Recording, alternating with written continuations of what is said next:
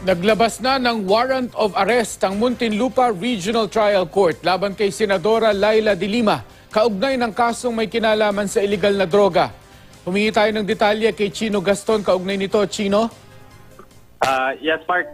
Bago alas 4 ngayong hapon ay naglabas na ng arrest warrant itong si Muntinlupa RTC Branch 204 Judge Juanita Guerrero, no? Na nag-uutos na arestuhin na nga itong si Senator Laila de Lima, si Rafael Ragos at ang dating driver ng senadora na si Ronnie Dayan. Ito'y may kaugnayan pa rin dito sa kanilang kinakaharap na kaso, kaugnay sa kalakaran ng droga sa loob ng New Bilibid Prison. Bagamat hindi tayo nabigyan, no, ng itong order ng judge, ay nabasa natin ito kung saan nakalagay doon na nagdesisyon o nagpasya ang korte na maglabas ng arrest warrant laban sa senador at ng kanyang mga kasamahan dahil sa sufficient probable cause. Batay na rin dito sa pagsusuri na ginawa ng hukom dito sa ginawang preliminary investigation na isinagawa nga sa Department of Justice. So ulitin ko, sufficient probable cause batay doon sa mga impormasyong inilabas nga, no, at na-discuss doon sa Department of Justice preliminary investigation hearing. Mark. Chino, inaasahan nyo ba na masaserve yung warrant na yan within the day? Alam mo, Mark, yung pagpapaliwanag sa atin dito ng mga tauhan ng Branch 204 ay meron silang sariling sheriff, no, na siyang maghahatid nito, di lamang sa kapulisan kundi susubukan nilang ihatid ito mismo sa tanggapan o di kaya sa bahay ng mga ipinag-uutos na arestuhin. So in the case of Senator de Lima, hindi natin alam, no? Alam natin na nasa Senado ito ngayon dahil sa isang pagdinig at hindi natin alam kung didiretso nga ba dun yung mga sheriff ng korte o di kaya maghihintay na lamang, no, sa labas ng Senado. Mark. Isa lamang yun, no, sa tatlong RTC branches, Yeah. na may kaso. Wala pang balita dun sa two other branches. Alam mo, Mark, yung Branch 205 at Branch 206, kanina pa nating umagang binabantayan itong tatlong RTC branches. Yung Branch 205 at 206, walang inilabas na arrest warrant, no? At ang sinasabi nga nila, tuloy yung gagawing hearing doon naman sa unang inihaing motion to quash ng kampo ng senadora. So bukas 8:30 ng umaga didinggin yon. Pero at least dito sa Branch 204, for all intents and purposes, ay naglabas na ng mandamiento de aresto itong hukom laban nga sa senadora. Chino, for backgrounder lang ng mga nakikinig sa atin at hindi naman talaga nakatutok ng husto rito, ano nga yung kaso na isinampa laban kay Senator Laila de Lima? Ano yung mismong kaso na yon at yung by bailable or non-bailable?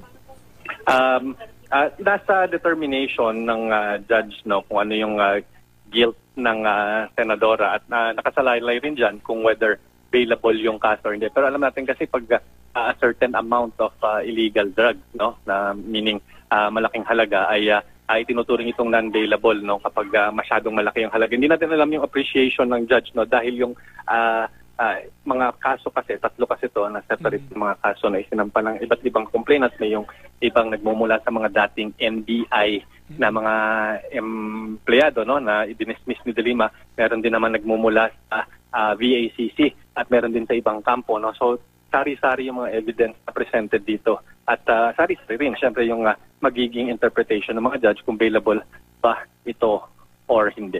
Okay. Kukuha kami ng update ulit sa iyo, Chino, pagka nakuha mo na yung kopya, no, ng warrant of arrest. Maraming salamat sa iyo, Chino. Okay. So mula dito sa Muntinlupa City, ako po si Chino Gaston, nag-uulat. Hindi naman nakatutulong kay Senadora Laila de Lima ang mga binibitawang salita nito laban kay Pangulong Rodrigo Duterte. Ayon kay Chief Presidential Legal Counsel Salvador Panelo, ang patuloy na paninira ng senadora sa Pangulo ay maaari itong magiging criminal liability dahil po sa pagsasalita ng hindi maganda at makapanghihikayat na posibleng mauwi ito sa pagre-rebelde. Sa ilalim kasi ng batas, ang inciting to sedition niya ay isang krimen kahit na walang direktang partisipasyon at ito ay sa pamagitan lamang ng mga salita dahil sa pagre-rebelde o paghihiganti laban sa isang pinuno ng bansa o otoridad. Samantala, balikan naman natin si Salima Refran na nasa labas ng pintuan ng opisina mismo ni Senadora Laila De Lima. Salima, pasensya ka na kanina ha. Anong update na ngayon dyan, Salima? Oo.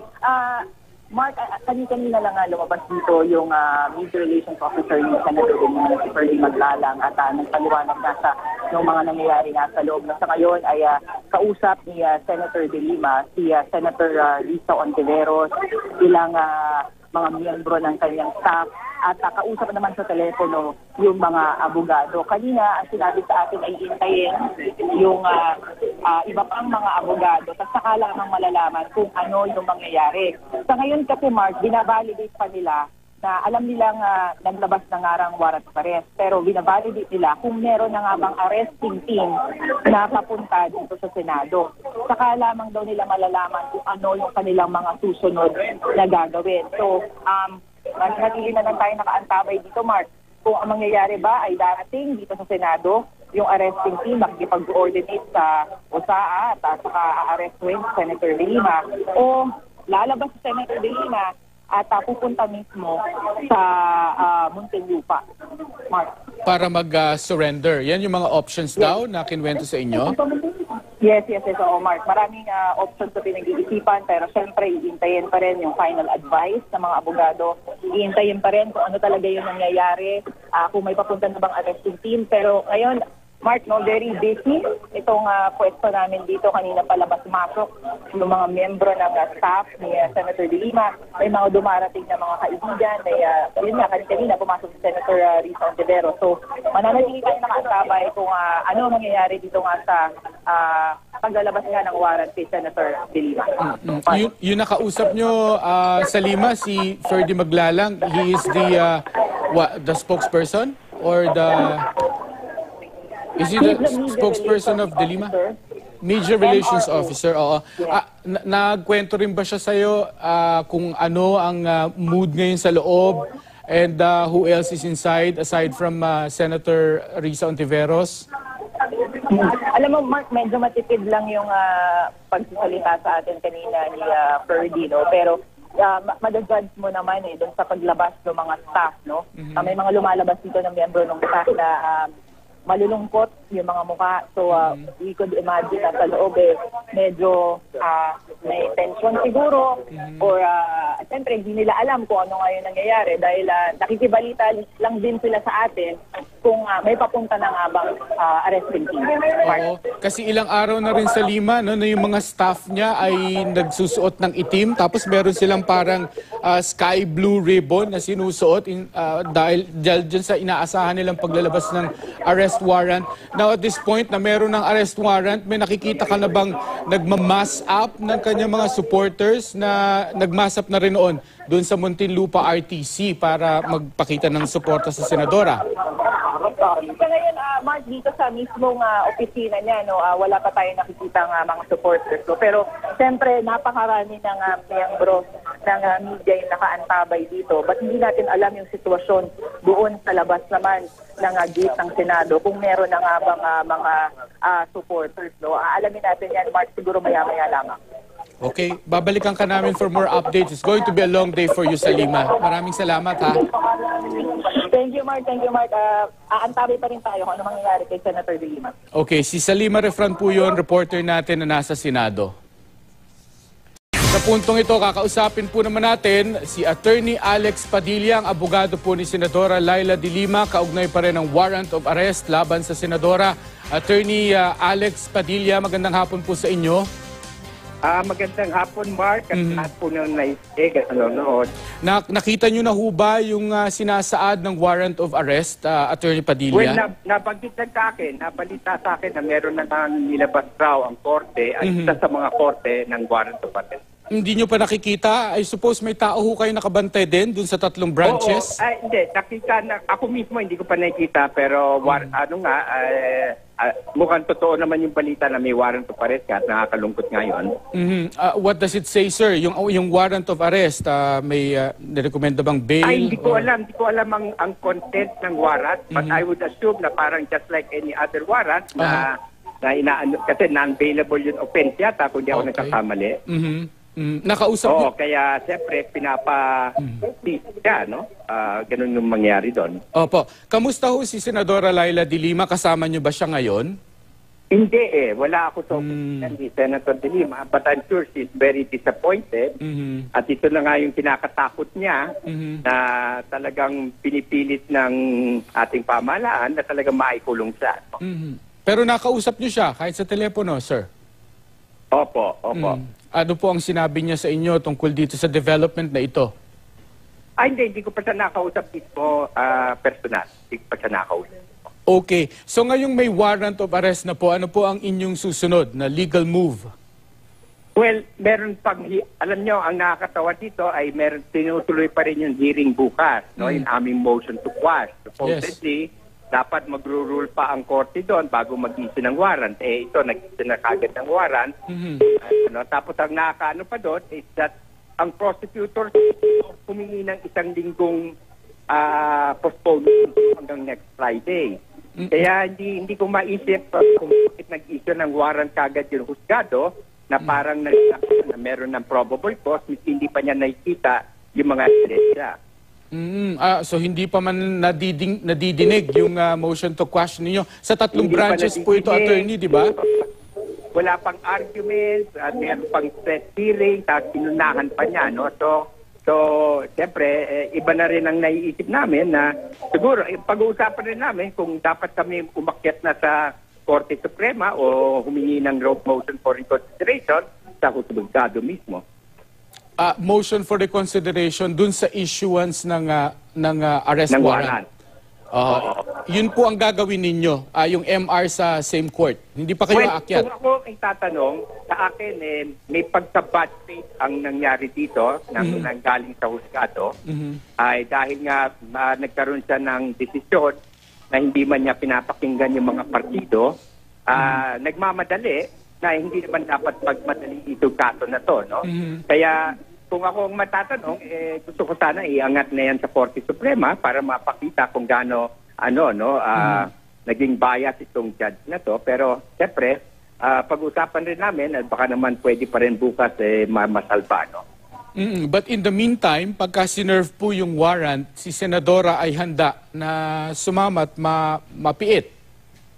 Well, sinabi na ni Senadora yan na talagang handa siya. In fact, handa siya maging first political prisoner under this administration. So palagay ko, handa siya. Pero siyempre, gusto namin na hindi mangyari yon, ano?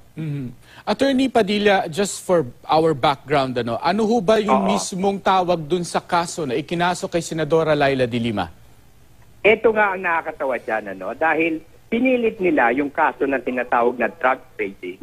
Trading? Para maging non-bailable, no? Ang drug trading ho ay parang drug trafficking yan, Okay. Na talagang may nahulihan na drug, mga ganon. Ang nakakatawa ho dyan, sa kanilang ebidensya, wala ni 1 gramong shabu. Wala silang pinakita na binenta yung mga drug. Ang kanilang main point lamang is that nakatanggap raw ng pera, Senadora, galing sa mga ilang tao. Kung totoo yun na nakatanggap, bribery ang pinag-uusapan, hindi ho drug trading. Pero ito nga, pinilit nilang drug trading dahil gawin non-bailable. Kaya yun ang malungkot doon. At yung ano naman po yung pinakamatitibay na ebidensyang pinresenta nyo doon sa inyong motion to quash para mabasura yung kaso na yon? Well, sinasabi ho namin walang jurisdiction una ang regular court dahil kung bribery man to involving a high government official, malinaw na ang Sandigan Bayan at ang Ombudsman ang may kapangyarihan, na i-decide yung case na yan. Pero yun na nga, pinilit nga nila ipasok yung drug trading, pero tinitignan man namin lahat ng ebidensya, wala naman silang napakita ng isang ebidensya tungkol sa drug trading, no? Parang ganito ho, no? Kung nakatanggap man si Senator De Lima ng pera, no? Kunyari, manggaling sa smuggler, ibig sabihin mo yung guilty ba siya ng smuggling? Kung manggaling sa isang contribution ng privado, yung ganun ba? Kaya nakakatawa ho yan dahil wala silang katibayan na nagsasabi na drug trading nga. Pero pinilit pa rin. Okay. Balikan ko lang po yung warrant of arrest. Attorney Padilla, nabalitaan nyo na rin ba o natimbrehan na ba kayo kung meron na ring commitment order na inilabas ang korte kaugnay nitong warrant of arrest? Well, ang mangyayari ho niyan dapat pag-serve ng warrant of arrest, dadalhin yun akusado sa korte at para at doon saka na mag-i-issue ng commitment order yung korte, no? Pwede naman mangyari dito na baka mag-voluntary give in surrender si Senadora, hindi ko alam kung gagawin niya yon or tapusin na muna yung mga hearing bago mangyari yon, no? Pero definitely sabi naman ni Senadora hindi niya iiwasan to dahil alam na niya na ito mangyayari. Nakikita niyo ho bang mangyayari yung pag-surrender o pag-aresto sa kanya within the day? Well, within this today, hindi naman siguro. Sana hindi. Hindi ko alam kung ano, no? Pero hindi naman kailangan abutin ng ganon, no? Unless talagang gustong pahiyain ng ating pamahalaan sa Senadora na pupuntahan pa siya, tapos poposasan pa, yung mga gano'n, ano, na hindi naman kailangan gawin yon dahil hindi naman magtatago si Senadora, wala rin naman siyang balak umalis ng bansa at iba pa, no? Kaya sana konting decent, yung pagiging decente lamang pagdating ho dito sa mga gantong kautusan. Okay, maraming salamat po sa inyong pakikipag-usap sa amin, Attorney Alex Padilla. Sige po, maraming salamat rin. Thank you very much. Si Attorney Alex Padilla po yun, abogado ni Senadora Laila de Lima.